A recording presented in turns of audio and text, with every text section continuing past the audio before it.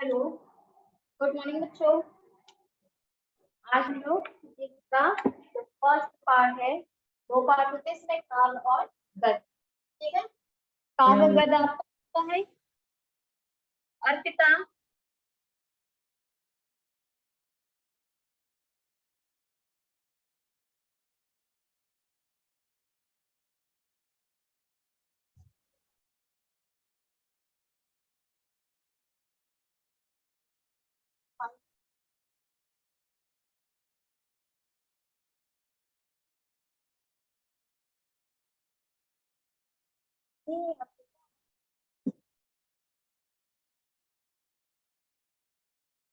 तो इसमें हम क्या बता रहे थे, दो पार्ट का है, फर्स्ट पार्ट और सेकंड पार्ट। ठीक है, तो आपका दो होता है, काव्य खंड और गद्य खंड। काव्य खंड में आपका कवियों का होगा, उसमें बताया जाएगा। गद्य खंड है, आज हम लोग फर्स्ट जो है हम लोग का गद्य खंड स्टार्ट करते हैं। ठीक है, गद्य खंड का पहला चैप्टर है दो बैलों की कथा। सुने हो, ये हम पढ़ रहे हैं। इन्होंने प्रेमचंद ने इन्होंने दो बैलों कथा की रचना की है। इसके लेखक कौन थे? इसके लेखक थे प्रेमचंद।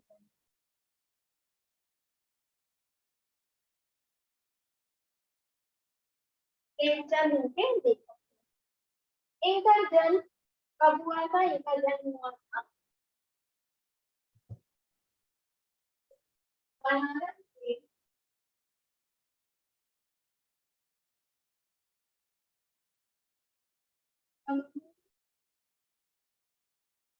नामक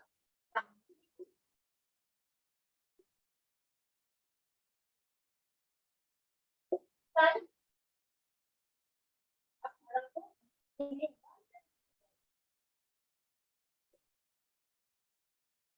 उसके बाद उसका इनका जो वास्तविक नाम था, रियल नाम था धनपत राय। इनका क्या था? धनपत राय। प्रारंभ में ये उर्दू में नवाब राय के नाम से, उर्दू में ये क्या करते थे, अपने आप को कहते थे नवाब राय। इनका बचपन अभावों में बीता था। इनका बचपन कैसा था? अभाव में बीता था। किसी प्रकार इन्होंने बीए तक शिक्षा प्राप्त की। ये तक किसी तरह इन्होंने शिक्षा को प्राप्त की और सरकारी नौकरी प्राप्त की। पढ़ाई किया उन्होंने, उसके बाद इनकी नौकरी लगी उसमें सरकारी। ठीक है, किंतु सन 1921 में असहयोग आंदोलन में भाग लेने के लिए गांधी जी के आह्वान पर सरकार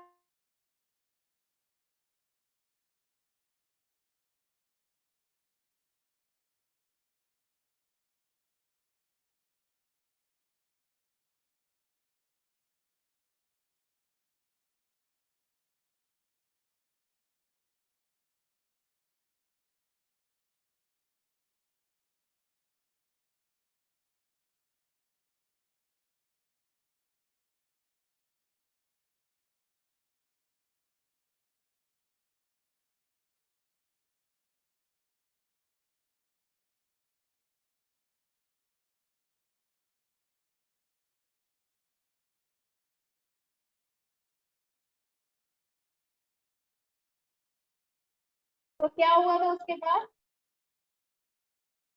इन्होंने सरकारी नौकरी प्राप्त की और फिर उसके बाद लेखन कार्य के प्रति मतलब इन्होंने लेखन कार्य प्रारंभ किया।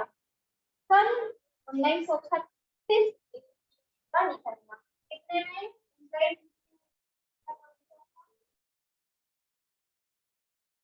सन 1936 इनकी मृत्यु हो गई। इनकी जो बेटियां थी, प्रमुख जो बेटियां वो थी सेवा सदन,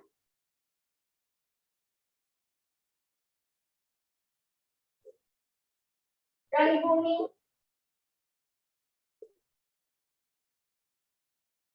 भगवान, गोदान। और भी इनकी जो कहानियां थी वो बहुत ही प्रसिद्ध थी, तो उपन्यास थी। इसके बाद कहानी संग्रह का था मानसरोवर, जो 8 भागों में विभाजित किया गया था। प्रेमचंद की कहानियों की संख्या लगभग 300 है। उन्होंने कितनी कहानियों की रचना की है? उनकी कितनी रचना है? 300 रचना। या कह सकते हैं 300 कहानी।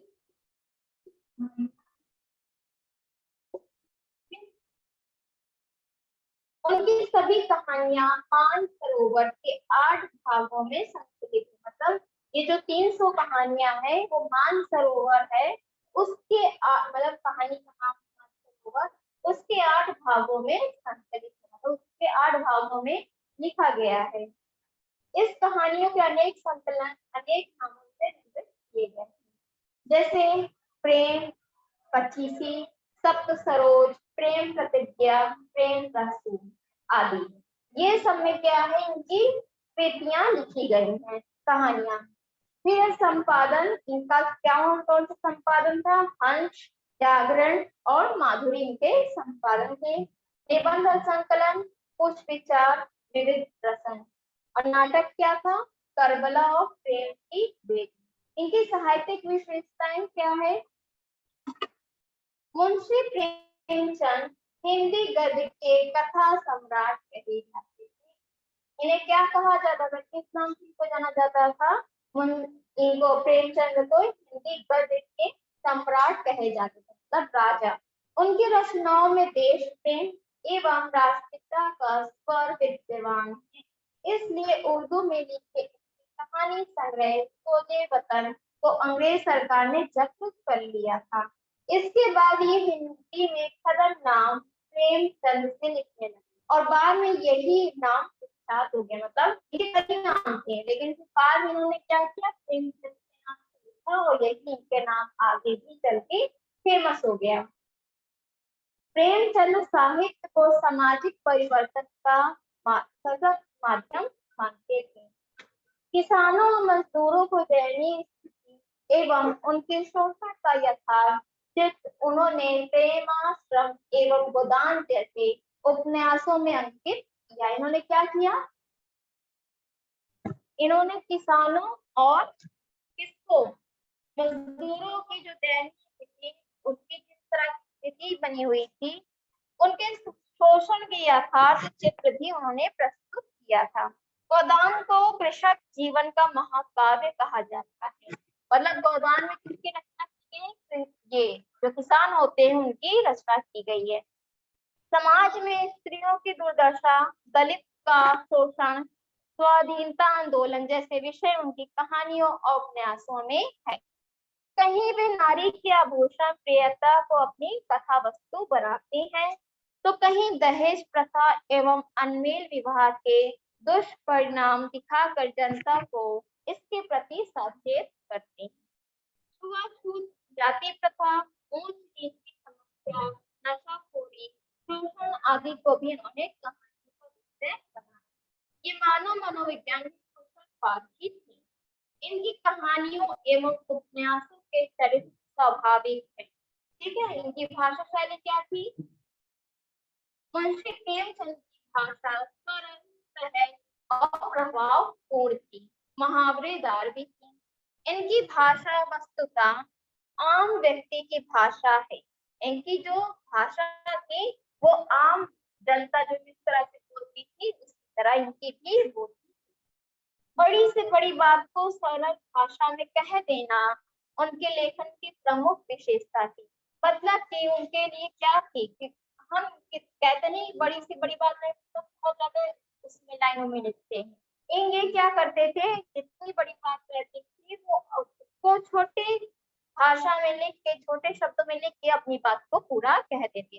कहावतों एवं मुहावरों का प्रयोग जैसा इन्होंने किया है वैसा बहुत कम लोग कर पाते हैं। इनकी भाषा में उर्दू के प्रचलित शब्दों का भी प्रयोग मिलता है। मतलब कि जब ये रचना कर रहे थे इनकी हिंदी के साथ साथ उर्दू के भी शब्द थे। इनका शब्द चयन पात्र, वातावरण एवं मनोदशा के अनुकूल रहता है। आवश्यकता अनुसार यह शैली को भी बदल लेती है। ठीक, तो ये क्या हो गया, ये इनकी भाषा शैली। अब जो ये कहानी है, इन्होंने जो रचना की है वो दो बैलों की कथा, ये दो बैल की है। ठीक है, इनमें से क्या थे, एक हीरा था, एक जो दो बैल थे इनके, एक का नाम था हीरा, एक का नाम था मोती। इन दोनों की कहानी इसी पर आधारित है। ठीक है, अब हम कहानी पढ़ते हैं, सुनते जाइएगा। जानवरों में गधा सबसे ज्यादा बुद्धिमान समझा जाता है। क्या कहा जाता है कि जानवरों में जो गधा होता है वो सबसे ज्यादा बुद्धिमान होता है। हम जब किसी आदमी को पढ़ले दर्जे का बेवकूफ कहना चाहते हैं तो गधा कहते हैं। गधा सचमुच बेवकूफ होता है, या उसके सीधेपन, उसके निरापद या सहिष्णुता। निरापद मतलब होता है सुरक्षित, और सहिष्णुता मतलब होता है सहनशीलता। ठीक, ने उसे यह पदवी दी है, इसका निश्चय नहीं किया जा सकता। गाय सिंह मारती है, ब्याही हुई गाय तो अन्यासी सिंघनी का रूप धारण कर लेती है। कुत्ता भी गरीब जानवर है, लेकिन कभी कभी उसे भी क्रोध आ ही जाता है, किंतु गधे को कभी क्रोध करते नहीं सुना, ना देखा। जितना चाहो गरीब को मारो, चाहे जैसी खराब सड़ी हुई घास सामने डाल दो, उसके चेहरे पर कभी असंतोष की छाया भी ना दिखाई देगी। बरसात में चाहे एकाध बार कुलेर कर लेता हो, पर हमने तो उसे कभी खुश होते नहीं देखा। उसके चेहरे पर एक स्थायी विषाद स्थायी रूप से छाया रहता है। सुख दुख हानि लाभ किसी भी दशा में उसे बदलते नहीं देखा। ऋषि मुनियों जैसे जितने गुण हैं वे सभी उसमें पराकाष्ठ को पहुंचा देती है। ठीक है, फिर इसके बाद क्या है,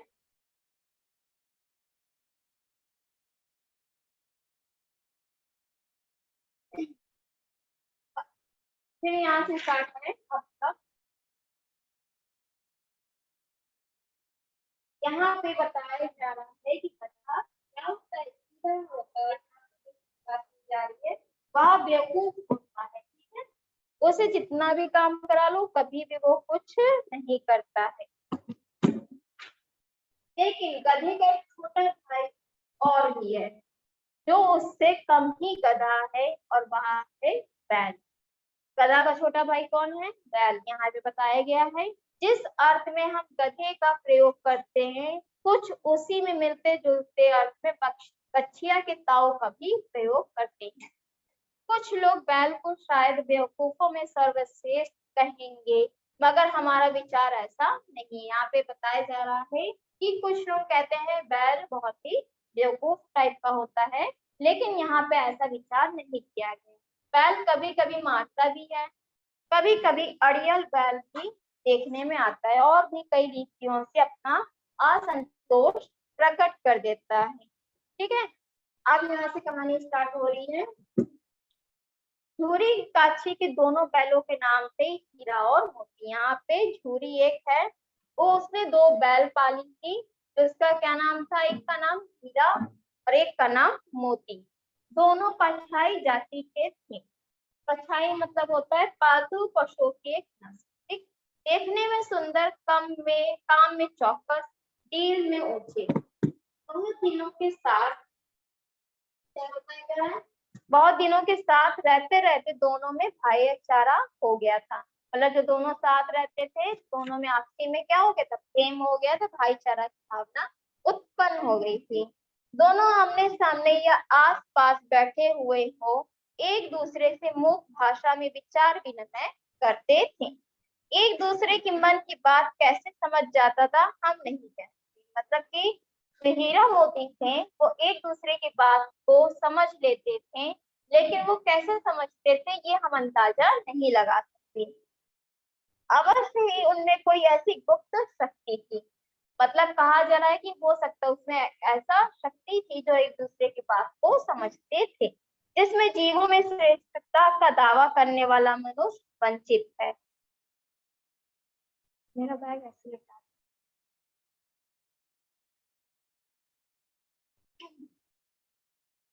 तो दावा करने वाला मनुष्य वंचित है। दोनों एक दूसरे को चाट कर और सूंघ कर अपना प्रेम प्रकट करते थे। कैसे करते थे अपना प्रेम प्रकट? दोनों जो पशुएं होते हैं वो हमेशा एक दूसरे को चाटते रहते हैं या फिर एक दूसरे को सूंघकर अपना प्रेम प्रकट करते हैं। कभी कभी दोनों सिंग भी मिला लिया करते थे, विग्रह के नाते से नहीं। विग्रह मतलब होता है अलगाव के नाते से नहीं, मतलब लड़ने के मतलब से नहीं, केवल विनोद के भाव से, प्रेम के भाव से। ठीक, जैसे दोस्तों में घनिष्ठता मतलब आपसी प्रेम होता है वैसे ही इसके बिना दोस्ती कुछ खुशखुशी कुछ हल्की सी रहती है, जिस पर ज्यादा विश्वास नहीं किया जा सकता।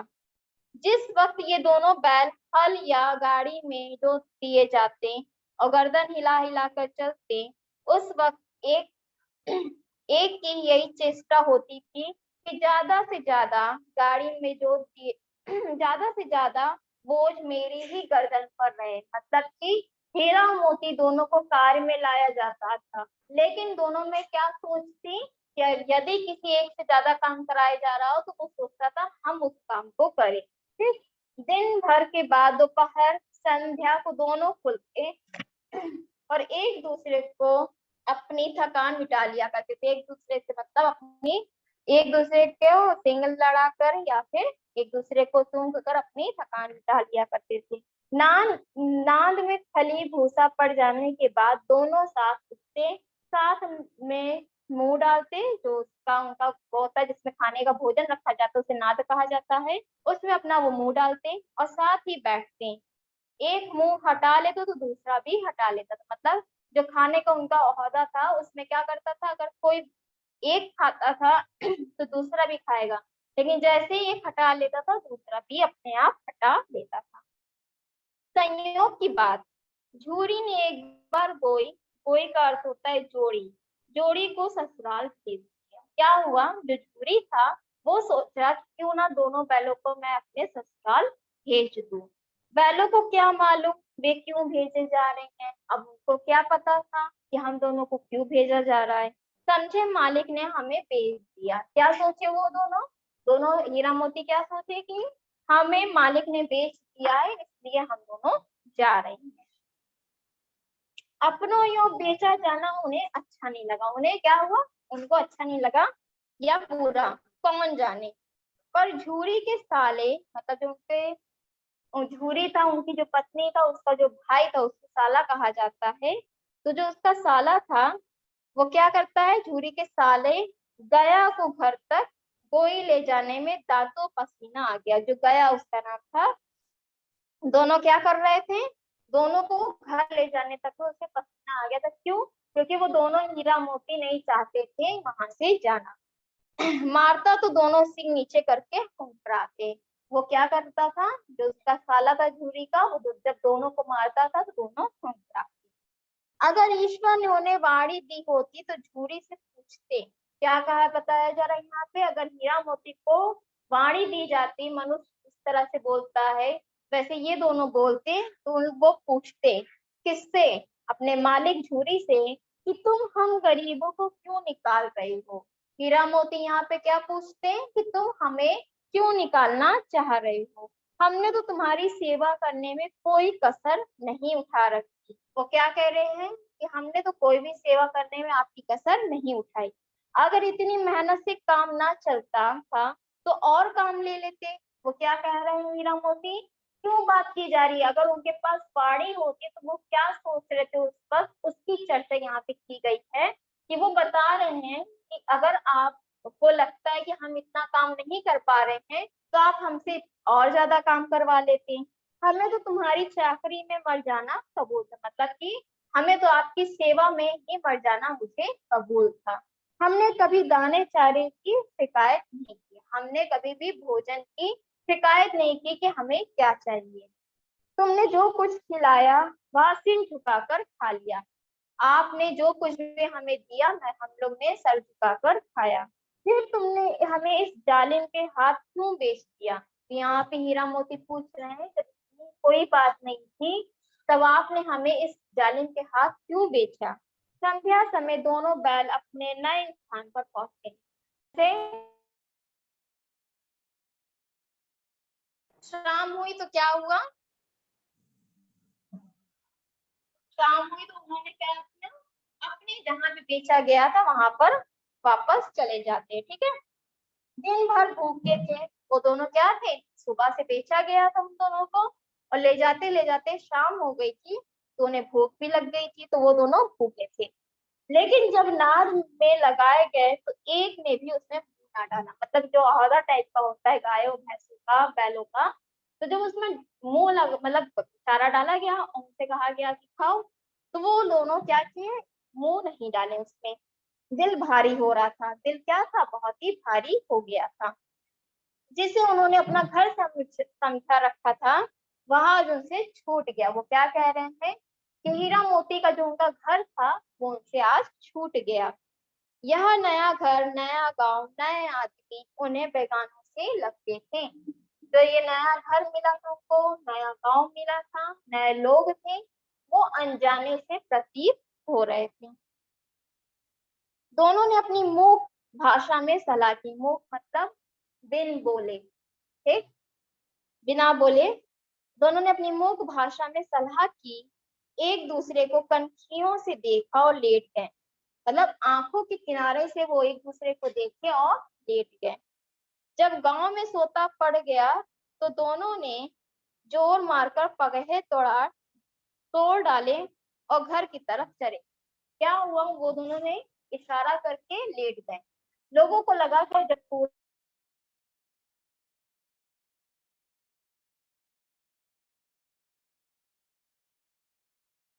उन्होंने क्या देखा, उन्होंने देखी, दोनों ने इशारा किया और दोनों एक दूसरे को जोर मारकर घर की तरफ चलने के लिए कहा। ठीक है, पगहे बहुत मजबूत थे, जो जिनसे उन्हें बांधा गया था वो बहुत ही मजबूत था। अनुमान न हो सकता था कि कोई बैल उन्हें तोड़ सकेगा, मतलब कि जिनमें इन लोग को बांधा जाता है वो बहुत ही मजबूत होता है। वो नहीं सोचे थे, कोई भी नहीं सोचा था कि ये बैल उनसे, कोई बैल उन्हें तोड़ सकेगा। पर इन दोनों में इस समय दोनों शक्ति आ गई थी। मैं क्यों, इतनी ज्यादा शक्ति किस लिए आई थी, गुस्सा जो था इनका, कि इनके मालिक ने इन्हें बेच दिया था। एक एक झटके में रस्सियां टूट गई, एक झटके में क्या हुआ, रस्सी टूट गई। झूरी प्रातः काल सोकर उठा, झूरी क्या हुआ, प्रातः काल सोकर उठा तो देखा कि दोनों बैल चरनी पर खड़े हैं। जब झूरी मतलब उसका जो मालिक था, वो सुबह उठता है और देखता है कि वापस दोनों बैल हमारे चरनी पर खड़े हुए हैं। दोनों की गर्दनों में आधा आधा गराव लटक रहा है। गराव में होता है कूदेदार रस्सी जो बैल आदि के गले में पहनाई जाती है।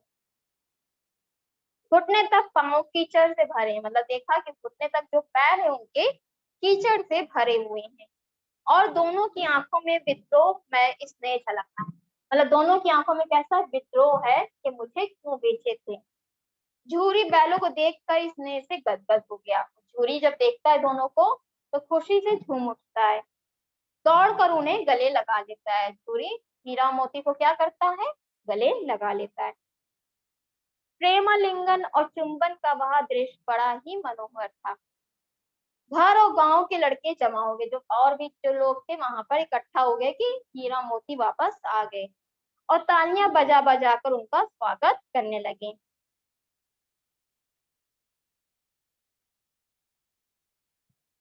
फिर उसके बाद क्या है, गांव के इतिहास में यह घटना अभूतपूर्व न होने पर भी महत्वपूर्ण थी। बाल सभा ने निश्चय किया दोनों पशुवीरों को अभिनंदन पत्र देना चाहिए। कोई अपने घर से रोटियां लाया, कोई गुड़, कोई चोकर, कोई भूसी। एक बालक ने कहा, ऐसे बैल किसी के पास ना होंगे। दूसरे ने समर्थन किया, इतनी दूर से दोनों अकेले चले आए। तीसरा बोला, बैल नहीं है वे, उस जन्म के आदमी हैं। इसका प्रतिवाद करने को किसी का साहस नहीं हुआ।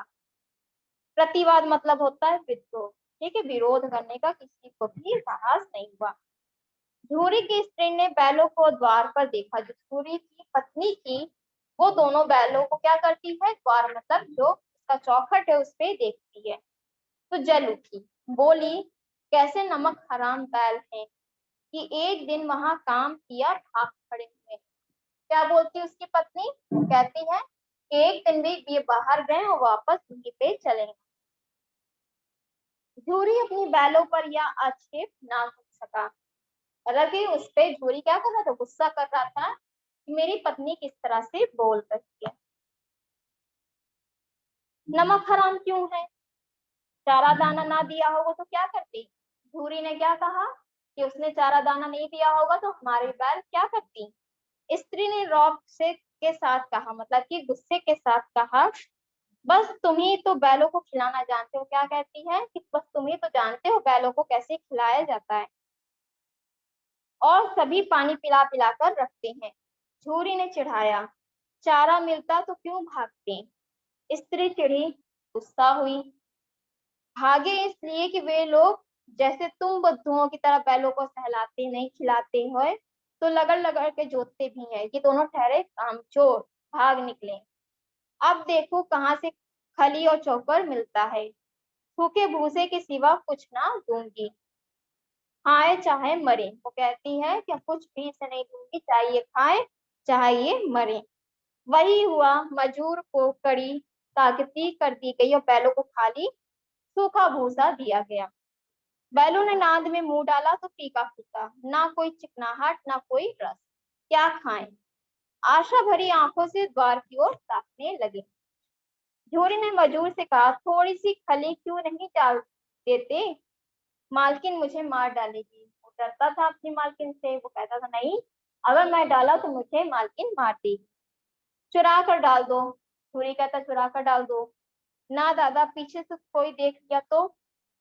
दूसरे दिन झूरी का साला फिर क्या हुआ, उसका साला फिर चला आया। अब वो बैलों को ले गया, फिर वापस बैलों को लेके चला गया। अब की उसने दोनों की गाड़ी में जोता। दो चार बार मोती ने गाड़ी को सड़क की खाई में गिराना चाहा, पर हीरा ने संभाल लिया, वह ज्यादा सहनशील था। फिर इसके बाद क्या होता है? संध्या समय घर पहुंचकर उसने दोनों की मोटी रस्सियों से बांधा हुआ कल की शरारत का मजा चखाया। फिर वही सूखा भूसा डाला। अपने दोनों बैलों की खली चुनी, सब कुछ थी। दोनों बैलों को ऐसा अपमान कभी नहीं हुआ था, मतलब कि दोनों को ऐसा कभी नहीं हुआ था कि उनको कुछ भी मतलब खाली दे दिया जाए। झूरी इन्हें फूलों की छड़ी से भी ना छूता था। उसकी टिटकार पर दोनों उड़ने लगते थे। टिटकार मतलब होता है मुंह से निकलने वाला टिक टिक की आवाज। यहाँ मार पड़ी, आहत सम्मान की व्याख्या तो थी, उस पर मिला सूखा भूसा। नाद की तरफ आंखें तक न उठाई। दूसरे दिन गया ने बैलों को हल में जोता, मतलब कि उसके साथ खेत में ले गया और हल जोतने के लिए दिया। पर इन दोनों जैसे पाँव ना उठाने की कसम खा रखी थी, मतलब कि खेतों को ना जोतने की कसम उठा रखी थी। वह मारते मारते थक गया। वह मारते मारते क्या हुआ, थक गया। जो गया था गुस्सा आ रहा था कि खेत में कोई काम ही नहीं कर रहा, तो वो उसे मारने लगा। लेकिन दोनों, वो जो गया था वो मारते मारते थक भी गया था, पर दोनों ने पांव नहीं उठाया। एक बार जब उसे निर्दयी ने हीरा की नाक पर खूब डंडे जमाए तो मोती को गुस्सा काबू से बाहर हो गया। हल लेकर भागा। हल, रस्सी, जुआ जो सब टूट टाट कर बराबर हो गया। गले में बड़ी बड़ी रस्सियां ना होती तो दोनों पड़काई में ना आते। हीरा ने मूक भाषा में कहा, भागना व्यर्थ। हीरा ने मतलब बिना बोले, मूक भाषा मतलब होते जो बाधिर होते, मूक बाधिर जो बोलते नहीं है, उसमें भाषा में कहा भागना मतलब भागो मत, व्यर्थ है, बेकार है। मोती ने उत्तर दिया, तुम्हारी तो इतनी इसने जान ही ले ली होती। मोती ने क्या कहा, हीरा भागना व्यर्थ है, तो इसने तो तुम्हारी जान ले ली होती। आपकी बड़ी मार पड़ेगी, आपकी अगर भागे तो आपकी बहुत बड़ी मार पड़ेगी। पढ़ने दो, बैल का जन्म लिया है तो मार से कहाँ तक बचेंगे। वो कहते हैं बैल का जन्म लिया है तो मार तो खाएंगी। गया दो आदमियों के साथ दौड़ा आ रहा था। गया जो था वो दो आदमी के साथ चला आ रहा था। दोनों के हाथों में लाठियां हैं। मोती बोला, कहो तो दिखा दो मजा और भी चखा दूं। लाठी लेकर आ रहा है। फिर उसके बाद क्या था, यहाँ पे लाठी लेकर आ रहा है। हीरा ने समझाया, नहीं भाई खड़े हो जाओ, मुझे मारेगा तो मैं भी एक दो को गिरा दूंगा। नहीं, हमारी जाति का यह धर्म नहीं है। मोती दिल में ऐंठ कर रह गया। हीरा ने समझाया, हीरा चाह रहा था, मोती जो था वो चाह रहा था कि क्यों ना इन लोग को मजा चखाया जाए, इन्हें मारा जाए। लेकिन हीरा ने समझाया, नहीं भाई मत करो ऐसा, हमारा जन्म ही बैल का हुआ है, तुम हमें मार खाना है, कोई फायदा नहीं है इससे। बस मोती क्या हुआ, ऐंठ कर रह गया कि अब कुछ नहीं हो सकता। गया और पहुंचा, दोनों को पकड़ कर ले आया। कुशल हुई कि उसने इस वक्त मारपीट नहीं की, नहीं तो मोती भी पलट पड़ता। उसके तेवर देखकर गया उसके सहायक समक्ष गए कि इस वक्त टाल जाना ही मसलत है। आज दोनों के सामने फिर वही सूखा भात, वो भूसा लाया गया, ठीक है। मतलब कि फिर से कुछ उसमें कोई भी टेस्ट नहीं था, सूखा भूसा बस डाला गया। दोनों चुपचाप खड़े रहे। दोनों ने क्या किया, चुपचाप खड़े थे। घर के लोग भोजन करने लगे, तो उनके घर के लोग थे वो भोजन को करने लगे। उस वक्त छोटी सी लड़की दो रोटियां लिए निकली। उसके घर में एक छोटी सी बच्ची थी, वो क्या करती है, दो रोटी लेकर आती है और दोनों के मुंह में देकर चली जाती है, मतलब दोनों बैलों के पास रखकर दोनों के मुंह में खिलाकर चली जाती है। उस एक रोटी से उनकी भूख तो क्या शांत होती। अब ये बैल जो होते इतना काम करने वाले, वो एक रोटी से उनकी भूख कहाँ मिटने वाली थी। पर दोनों के हृदय को मानो भोजन मिल गया, लेकिन दोनों को ऐसा लग रहा था कि मानो उनको भोजन मिल गया है। यहाँ भी किसी सज्जन का वास है।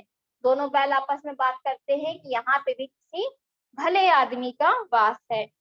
लड़की भैरव की थी। लड़की किसकी थी, लड़की गया की नहीं, भैरव की थी। उसकी माँ मर चुकी थी, उसकी जो माता थी वो मर गई थी। सौतेली माँ उसे मारती रहती थी, उसकी सौतेली माँ थी उसे बहुत ही मारती थी। इसलिए इन बैलों से उसे एक प्रकार की आत्मीयता हो गई, मतलब उससे प्रेम हो गया, लगाव हो गया। दोनों दिन भर जोते जोते जाते, डंडे खाते, अड़ते। शाम को थान पर बांध दिए जाते और रात को वही बालिका उन्हें दो रोटियां खिला जाती। प्रेम के इस प्रसाद की यह बरकत थी कि दो दो दाल सूखा भूसा खाकर भी दोनों दुर्बल ना होते थे। मगर दोनों की आंखों में रोम रोम विद्रोह भरा हुआ था, मतलब उनके आपसी जो प्रेम था वो तो था, इसी वजह से वो दोनों दुबले नहीं हो रहे थे। उनको अगर खाना ना मिले तो क्या होगा, इंसान वो दुबला हो जाएगा। लेकिन ये लोग को भी खाना नहीं मिलता था लेकिन दुबले नहीं हुए थे, क्यों, क्योंकि इनमें आपसी प्रेम बहुत था, लेकिन विद्रोह की भावना बहुत ज्यादा थी। एक दिन मोती ने मूक भाषा में कहा, अब तो नहीं सहा जाता हीरा। मोती परेशान होकर कहता है कि हीरा अब हमसे नहीं सहा जाता है, क्या करना चाहते हो।